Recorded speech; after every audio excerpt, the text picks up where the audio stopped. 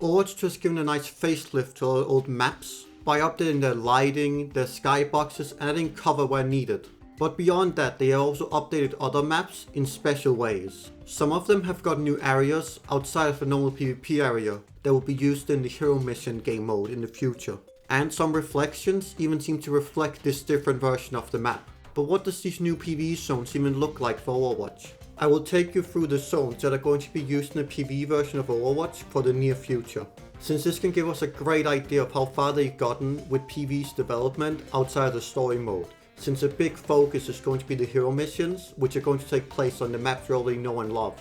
Perfect one to start with is this one in King's Row. This is a Pve Sons distillery area. From all the new areas we've gotten, this is the smallest one so far, but this is also the first one they have made for hero missions. So it's not much to talk about here, except the fact it's really cool finally getting a glimpse at these areas inside the game.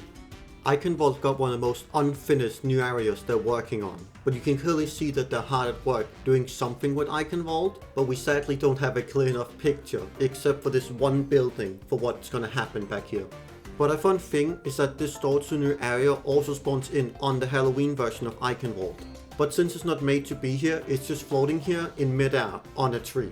A very interesting way we have also gotten a glimpse at these new zones is through reflections. As you can see here, Numbani is reflecting a completely different version of the map compared to the one we have now, with stuff like these boxes scattered around, and also this new type of gate they use to split up the map in some way. But overall, it's just really cool seeing this different version of the map hidden in the reflections. Since I'm going to assume that they didn't mean to keep this in. They probably didn't want to show us this stuff this early. Taking a look at Havana, we can see another version of this special wall that will split up the map in some way.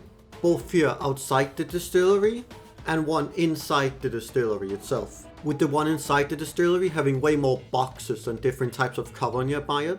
And like King's Row, it has a mostly finished Pve area. But compared to King's Row, this area is way bigger. So they have really blown out how much they will do with these new areas. But with even a mostly finished Pve area, Havana still has this, which seems to be a really unfinished Pve area, which seems to make you transition from one side of the map to the other way faster. But let's finish up by looking what Rialto has in store. By starting with the run reflection, there's something new in it. That these windows up here are basically boarded up so you can't get through them. And that's the biggest change to the normal part of the Rialto map, it seems. Thankfully, besides that, Rialto has something really cool in store, which is this massive new PvE area, which is so far the biggest one we've got. And seeing this massive zone that they made really makes me wonder what else they're planning with these cool new zones, since they're willing to push the maps very far with adding something really cool to it. But this is basically everything I have to show for all the new areas they added to the maps, and I will give a big thank you to my friend Hazelet who helped me find a lot of this stuff. I got a link to her Twitter in the description of this video. And if you enjoyed this, I recommend checking out some of my other videos about Overwatch.